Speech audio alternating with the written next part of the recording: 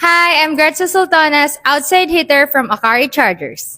Ako kasi naka-mindset na gusto ko mag-improve and mag-grow. Yun din yung sinabi ko sa management ko na sana maintindihan nila na gusto kong mag-grow as a player and also as a person. Nga, yung mantra ko kasi na hindi porket mas bata yung kasama ko, hindi ako matututo. Parang ang nasa mindset ko kasi always is kahit bata yan, may matututunan ka dyan. Excited ako kasi syempre hindi sila alam na alam ako. Gusto kong ma-share sa kanila lalo na sa experience pag dikdikan na. And also, yun nga, excited din ako makateammate si Mami Dean and also si Mami Bang.